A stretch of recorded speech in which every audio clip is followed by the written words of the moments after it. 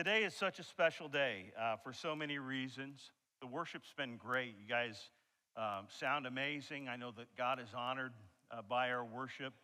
Uh, Joined the prayer team this morning for a little bit, which was a real blessing. I don't do that with regularity because I want to be out shaking hands and bumping knuckles with you, but that was sweet and special to me. And our dear friend Robin Chapman is getting baptized today. Yeah. If you know Robin at all, if you know her story at all, your heart should be exploding right now with praise and thanksgiving to God for what he has done. Our God still transforms lives. Did you know that? Is that your experience? Is he doing that in you? What I want to preach about today, and it's kind of the combination of Robin being baptized and the fact that we've already been preaching in Ephesians 4 for a few weeks now. I want to preach on real change. Real, authentic change. Not the fake stuff. The real deal. I remember I was thinking about this, and I don't know why this came to my mind, but I remember as a kid, maybe these are some of my earliest memories, quite traumatic actually. Being at dinner and eating everything on my plate that I liked, but still having a plate full of food that I just totally disliked, like vegetables. And, maybe the other kids had finished their meal and they were off playing or whatever. And you've experienced this too. Mom says, you need to eat 2 or 3 bites of your peas or of your broccoli or whatever, right? And you're digging your heels in, and this is going to be World War III because you are just not going to do it. And Mom's like, yes, you are going to do it. And so what do? You want it to look like you have made some progress on the command. So you take your utensil and you spread the food all over the tray, right? You change the appearance of it. It looks like somebody has gotten in there and maybe eaten a pea or 2. But you've spread it out. And then you declare to Mom, I'm done. And Mom, in her infinite wisdom, unless her cataracts are so thick that she can't see, comes over and says, no, you still need to eat 2 or 3 bites of your peas or your other vegetables. Tried to change what appeared on the plate, but it wasn't real change. And Mom's rule was, until I see real change on the plate, you're going to sit there at the table. We're not after the kind of Christianity that just sort of shuffles stuff around on the plate. Are we? What we're after is real change.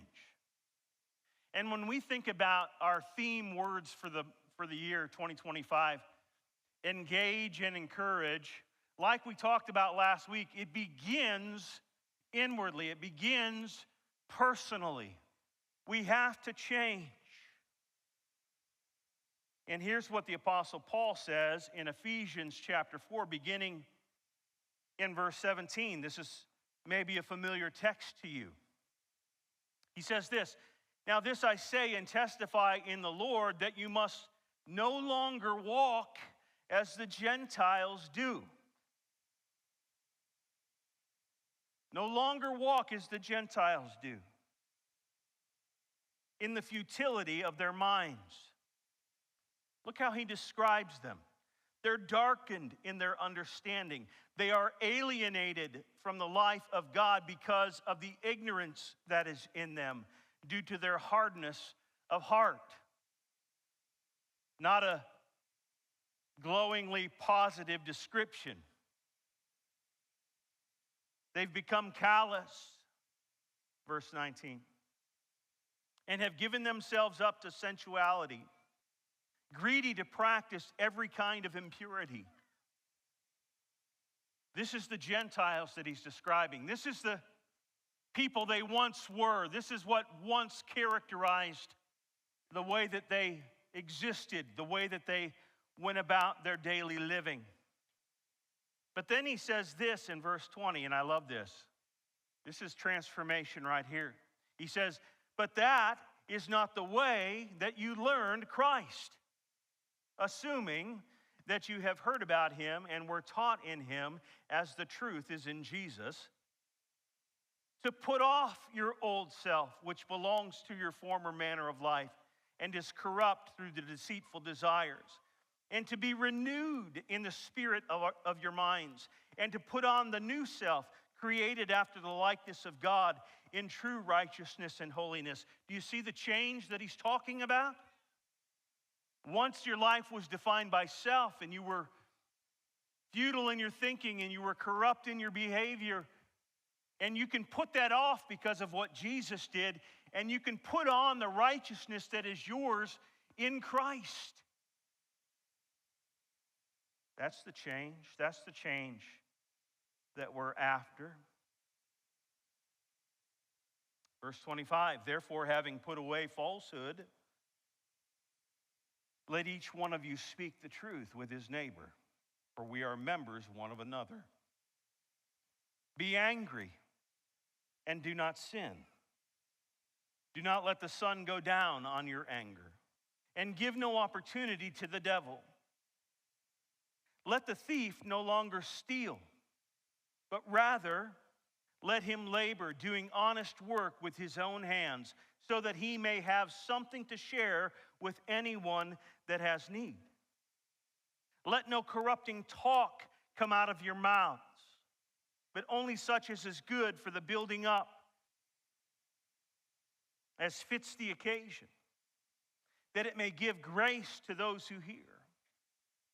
And do not grieve the Holy Spirit of God, by whom you were sealed for the day of redemption. Let all bitterness and wrath and anger and clamor and slander be put away from you, along with all malice. Be kind to one another, tender-hearted, forgiving one another as God in Christ forgave you. An amazing text. A simple message. Real change. Real change. It's possible. You say, Mick, you don't know how I've lived. You don't understand the things that I've done. You don't understand the company that I have kept in my past. You can change.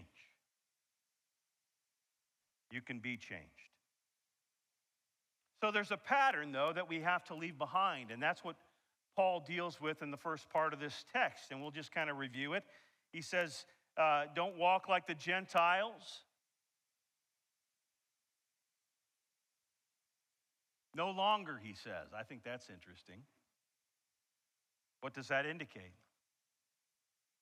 That indicates that there was a time when this really was the pattern. And I think for all of us, no matter what your life experience is, no matter how old you may have been when you came to faith in Jesus Christ, there is a pattern of living, there is a characteristic of being that all of us experienced that was akin to being alienated from God as a Gentile. Now, we're not talking about race, we're not talking about nationality. We're talking about the difference between being unredeemed and redeemed. As we have preached so often when we talk about the gospel, all of us is born a sinner. You don't get to choose that, right? You don't get to check the box. Do you want to be a sinner or no? No, the box is checked. It comes pre-checked. When you are born, because of Adam and Eve's original sin, you are born with a propensity to sin. You're born with a sin nature. And so we're all inclined to do sinful things. That's just who we are. That's the past. And Paul's exhortation to the church at Ephesus is this: no longer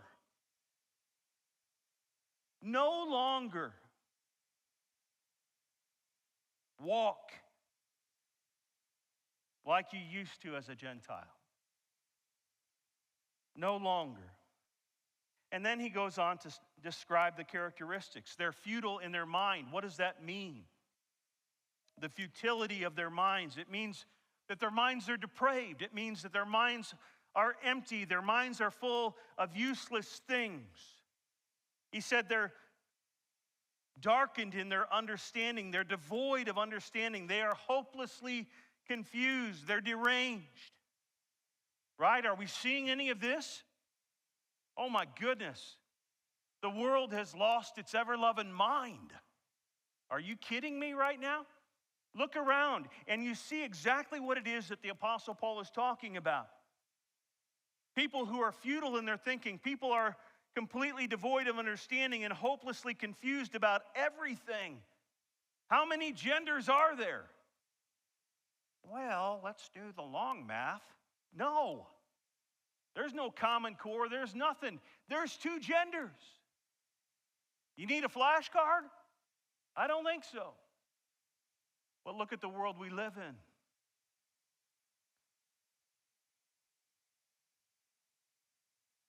Look what we're teaching the youngest of our kids.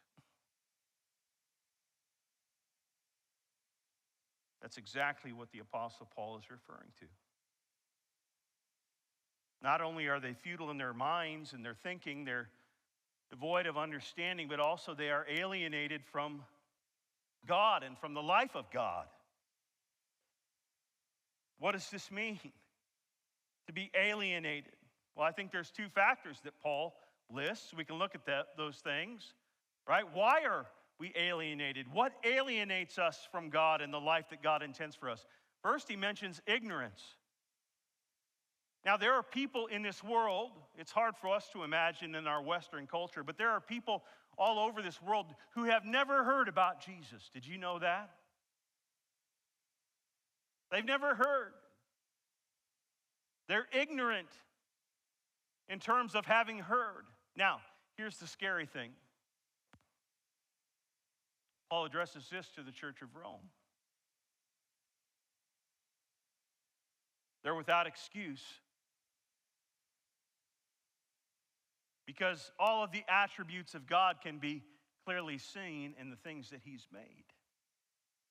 But ignorance is a factor. And there are people all over the world. There are people in the context in which you and I move every single day. Perhaps there are people even in your family, maybe even in your immediate family, who are alienated from God because they are ignorant to the truth. But not just ignorance. People are alienated from God and the life that he gives because of the hardness of their hearts. Right? Romans 1 deals with this as well. Even though they knew God, they chose not to glorify him as God. They became vain in their imagination, Paul says, just like he's saying to the Ephesian people. They changed the truth of God into a lie.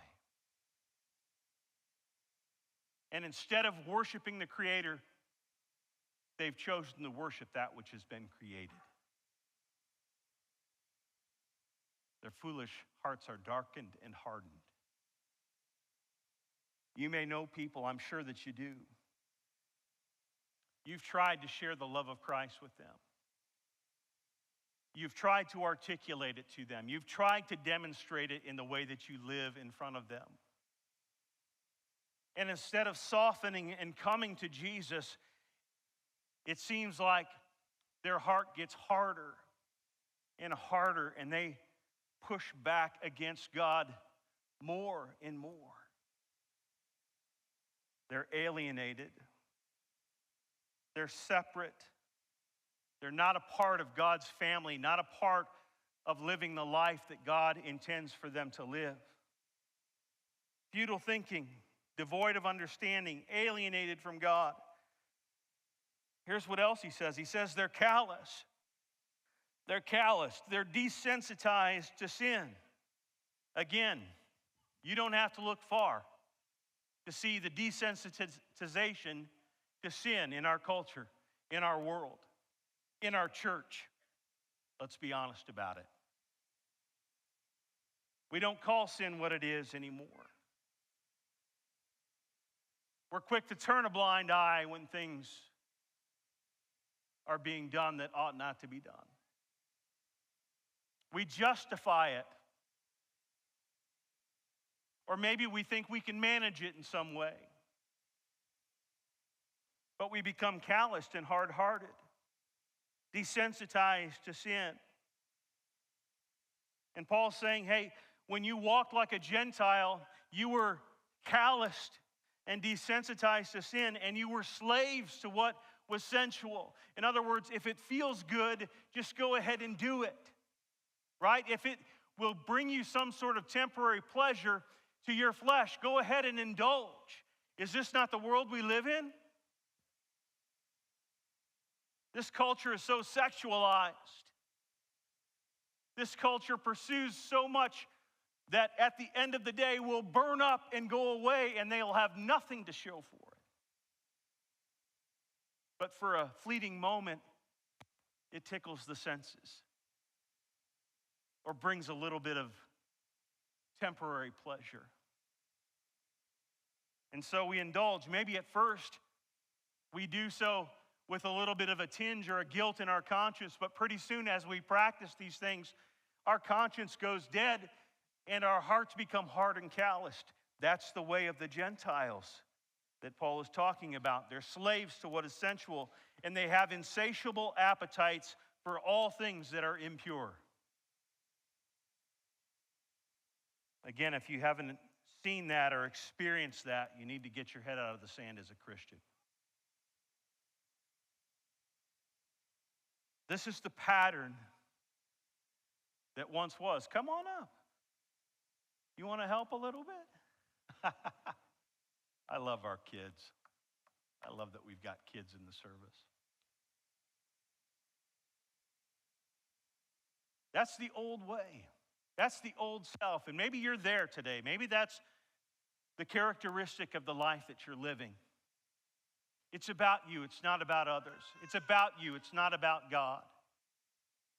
You have a cavalier attitude towards sin. Maybe your attitudes are not right. Maybe you're just completely unhappy and completely without joy.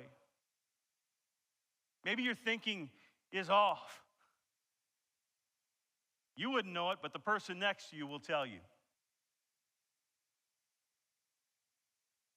Maybe you're blind in your judgments. I don't know. That's the old pattern. But here's the good news. Transformation, real change, means a new pattern of living. So let's talk about that. Paul says to the Ephesian church, he says, listen, you've not learned Christ that way. That seems like a little bit of an odd statement, especially if you're not really around religious things, or maybe you didn't grow up with the Bible or in church or whatever. You have not learned Christ that way. What's he saying? He's saying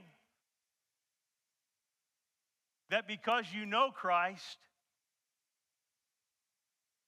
you know that there can be change.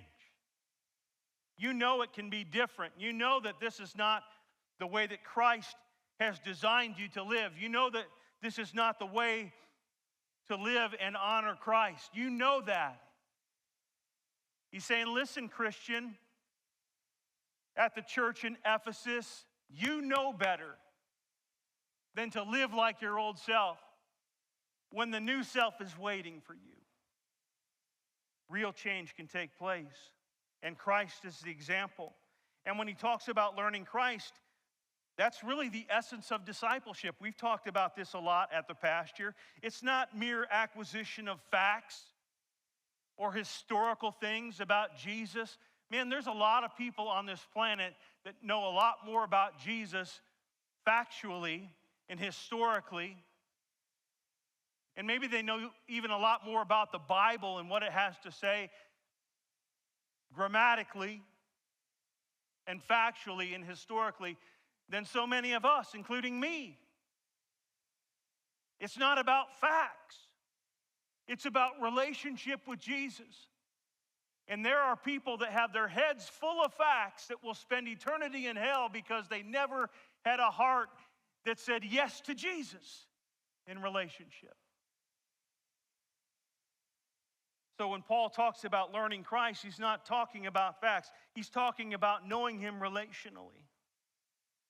And when we know Jesus relationally, it just unleashes a whole new world for us. The doors fling wide open, and there's the opportunity for us to step away from the old self and step into something that's brand new.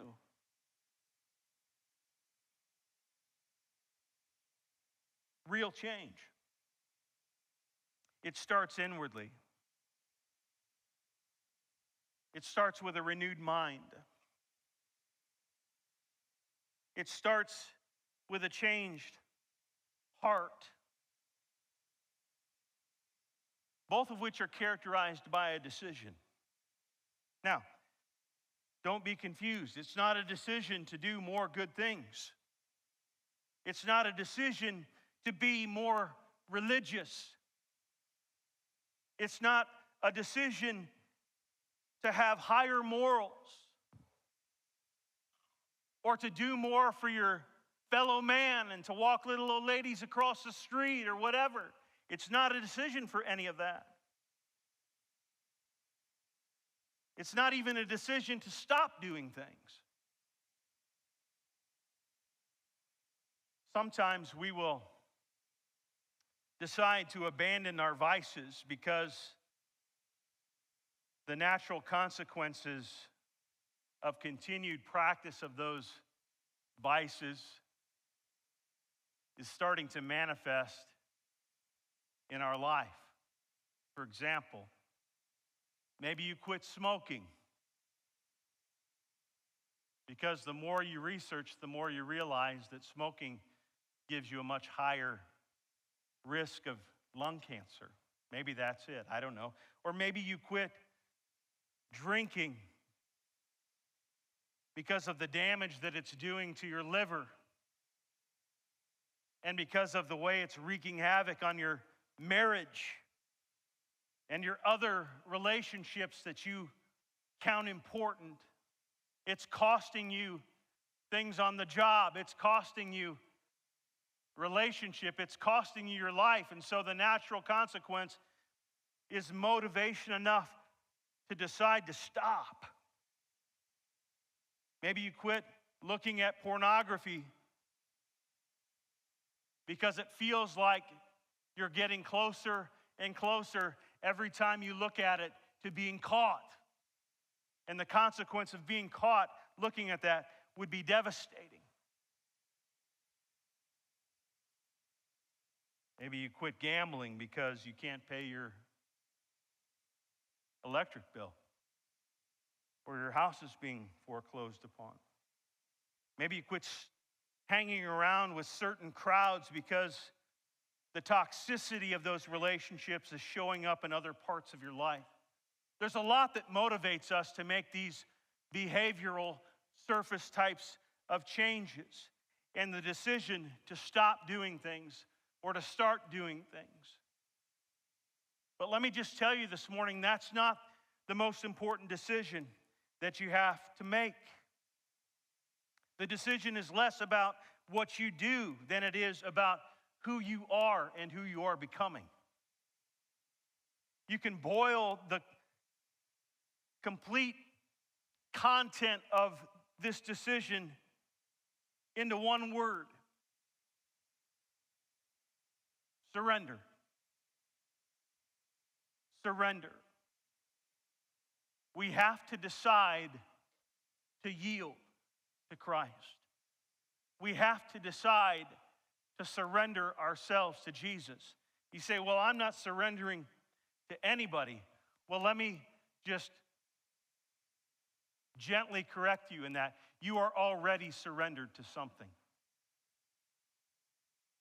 This decision isn't about your behavior. It's not about stopping or starting something. It's about surrendering to Jesus.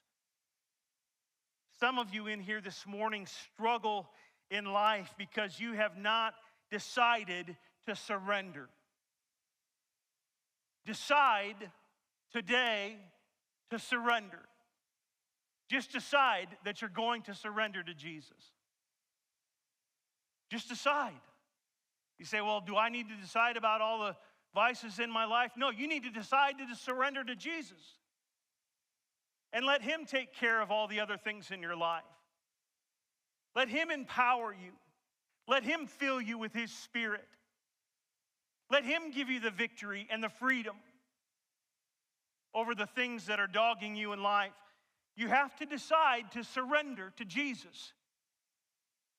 You can try all the self-help you want. You can get all the therapy you want, and I'm all for that, by the way. You can get pastoral counsel. You can engage with the small groups at church. You can go to the Bible study. You can attend the retreats. You can go to the Firm Foundations class. You can get busy and serve and pour coffee and stack chairs and do all kinds of religious stuff. But until you surrender to Jesus, you will not change for real. You just won't. If we'll surrender ourselves completely to Christ, He will bring about the transformation that all of us are desirous of, whether we understand what that is exactly or not. Real change. Now, does that mean that it's all just about the heart, that we never know by what we see on the outside? Of course not. But it happens in the heart first, and then it manifests itself outwardly. And as we are changed, as we are transformed by Jesus, as we have surrendered to Him, we will start to give others a window into that change that's taking place. And they'll see it in the way that we behave. Paul gives some examples. He says this about the thief. He says, let the thief no longer steal, but instead, let him work with his hands, and as he produces things with his hands and gains a surplus, let him use the surplus to meet the needs of other people. That's radical change that's showing up. It didn't start because the guy decided he wasn't going to take, he was going to give. It started when he surrendered to Jesus, and then Jesus worked in him to effect the change. Behavioral change, the things that we do, but not just the things that we do, the things that mark our behavior, but also in what we say. Paul tells this church, let no corrupting talk come out of your mouth. He says corrupting talk, not just corrupt talk, right? Clean it up. Right? Sometimes when I'm golfing with friends or whatever, I've told you before how it goes. They don't know that I'm a preacher or a pastor when we first start golfing. And we all know what golf does to an individual. It's not the golf talking, by the way. Golf is the key that unlocks the voice box of the heart. Right? And so you get out there and, suddenly words are flying further than the golf balls. And then they find out he's a pastor. And then they're looking in their bag for beads or something, like they're going to pray and get, confess right now. Let's have a confession session. They don't do that, by the way. We confess to God. We confess to our brothers and sisters.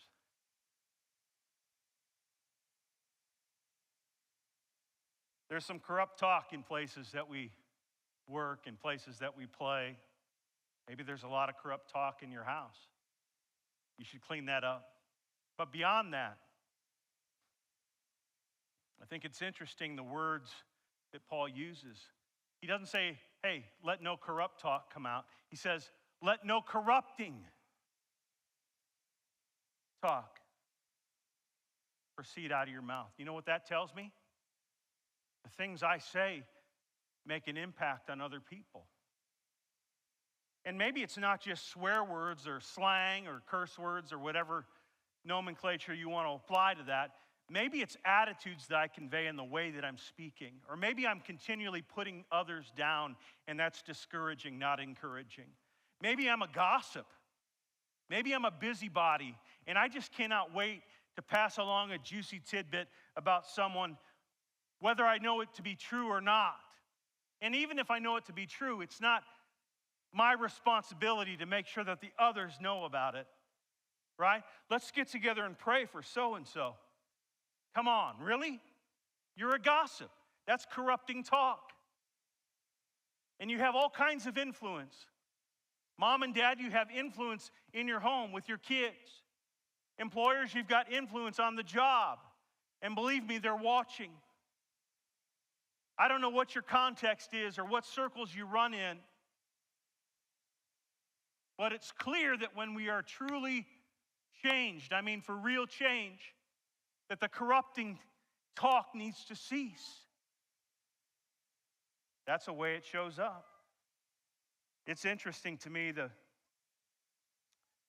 stories of people that I've known, who I knew before they came to Christ, and the way that they talked, not just the cursing and the swearing and cussing and all that, but just their whole spirit when they communicated. And then they come to faith in Jesus Christ and they surrender to Him. And man, it's just so interesting to hear the way that they communicate after the fact.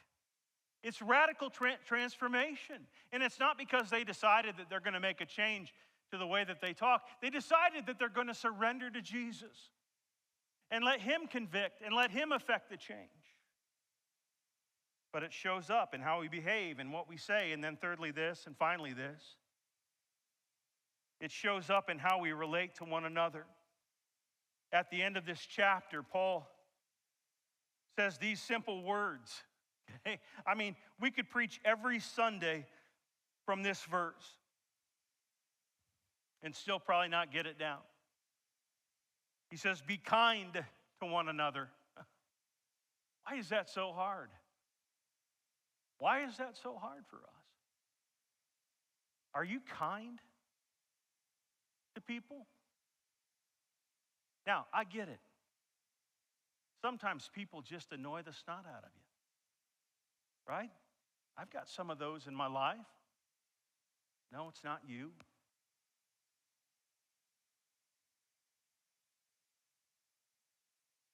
It doesn't exempt us from kindness. Be kind to one another. Simple, but so difficult. Be tender-hearted. Men, can I talk to you a second about tender-heartedness? Our culture would make that the antithesis of manhood. Tender-hearted. You got to be a tough guy. You got to be thick-skinned. Tears? We don't need any tears around here. Man up. When Jesus changes you, He takes that old hard heart of yours. And I don't know what He applies, but He'll tenderize it. He'll give you a new sense of empathy. He'll give you a new sense of sympathy. He'll give you a new sensitivity to things that are hard. He'll allow the tears to flow. That's a real man who's really been changed. Same goes for you ladies, but you seem to have less of an issue with that. Be tenderhearted to each other. How about this one? Forgiving one another. Okay, now you're meddling, Mick. Let's just stay out of there. No, I'm going there. Nothing will bring a halt to the work of God in your life and in the life of this church more quickly than a spirit of unforgiveness. You say, well, you don't know what they've done. You don't know what they've said. It doesn't matter what they've done or said. Jesus didn't condition the command on what somebody has done to you or said to you. Jesus has said to forgive. Forgive. Well, I don't want to spend the rest of my holidays for the rest of my life with them. That's not what I'm saying. I'm saying that you have to have a spirit of forgiveness. In other words, you're not going to hold somebody's maltreatment of you against them for the rest of your life. Let me tell you this. When you decide to forgive, when you decide to adopt a spirit of forgiveness as you have surrendered to Christ, you will be free.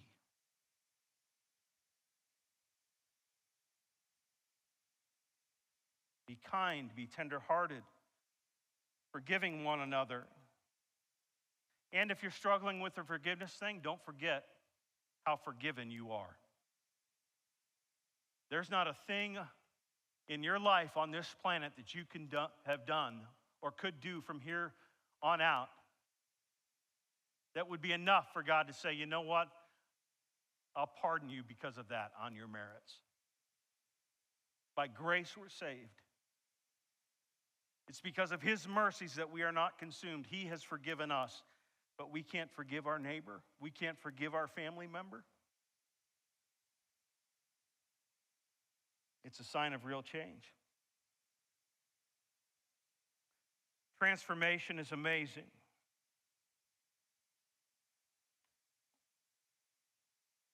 My prayer for myself is transformation. And it doesn't happen overnight. Sometimes it seems like it does, but it's a lifetime process. This idea of sanctification, this idea of becoming more and more like Jesus Christ day in and day out. It's a lifetime of learning, and eventually we will be magnified and glorified with Jesus in his righteousness, not our own. And we'll no longer have to battle with sin. And that will be a great day, and we are very much looking forward to that. But until then, I want to be in this process of transformation, and it starts with surrender. I'll tell you what else is just so beautiful and amazing.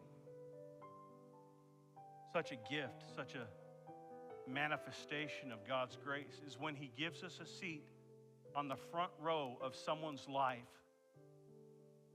who is being radically transformed.